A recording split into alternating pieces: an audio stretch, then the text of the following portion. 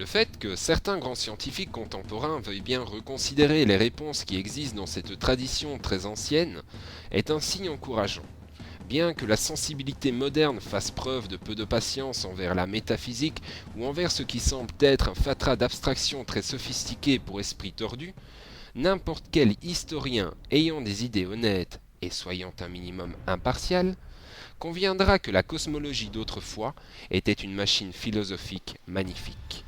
En considérant ses emboîtements, l'évolution de ses dimensions, les collisions, les entrelacements et transformations de grands systèmes, par son échelle, sa complexité et son pouvoir d'explication incroyable, elle rivalise avec la science moderne.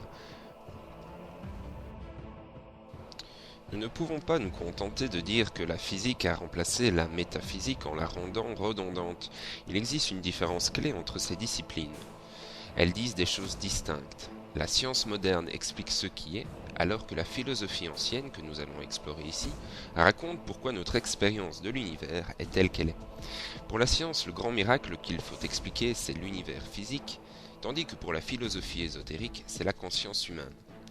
Bien sûr, les scientifiques sont fascinés par l'extraordinaire série d'équilibres entre les différents facteurs qui ont été nécessaires pour rendre la vie sur Terre possible, mais ils ne parlent qu'en termes d'équilibre entre le froid et le chaud, l'humidité et la sécheresse, la distance parfaite de la Terre au Soleil, pas plus pas moins, ou le degré d'évolution particulier du Soleil, ni plus chaud ni plus froid.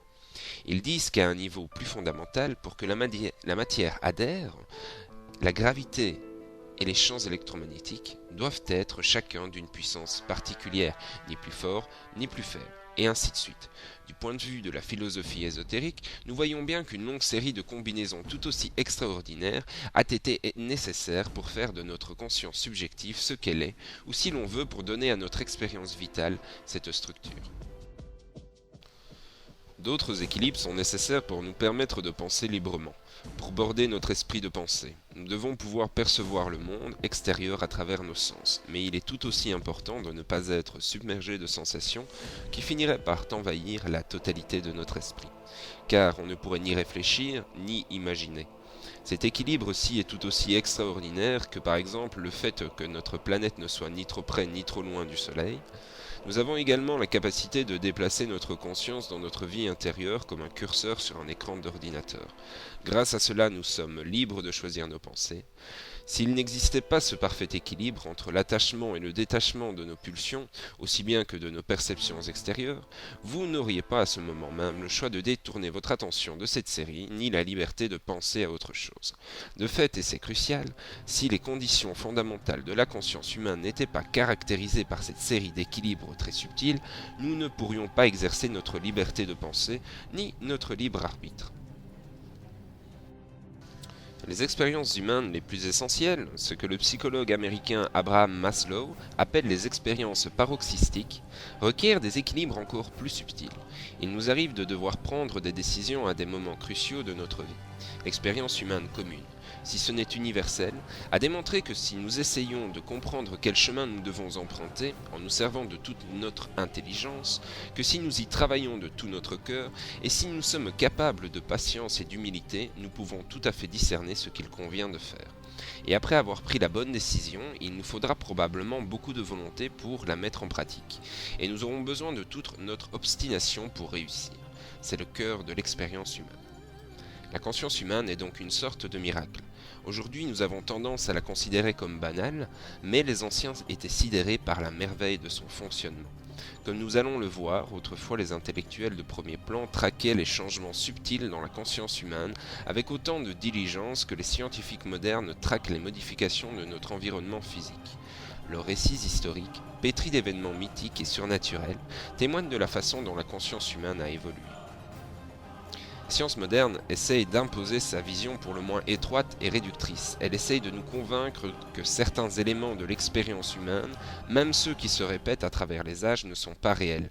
Le pouvoir obscur de la prière, les prémonitions, la sensation d'être observé, les preuves de télépathie, les expériences de décorporation, les coïncidences et bien d'autres choses qu'elle choisit de balayer et de cacher sous le tapis.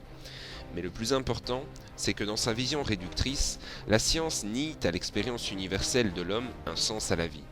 Certains scientifiques prétendent même que cette question n'a aucun intérêt.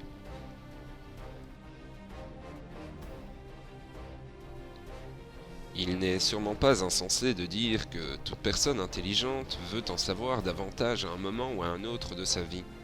Il est naturel pour l'homme de se demander si la vie a un sens, et la philosophie ésotérique possède la pensée la plus riche et la plus profonde et la plus dense à ce sujet. Il est donc crucial, avant de nous embarquer dans ce récit, que nous fassions encore une distinction philosophique avec la pensée scientifique moderne. Parfois les choses vont mal, et la vie ne semble pas avoir de sens, alors qu'à d'autres moments, c'est exactement l'inverse.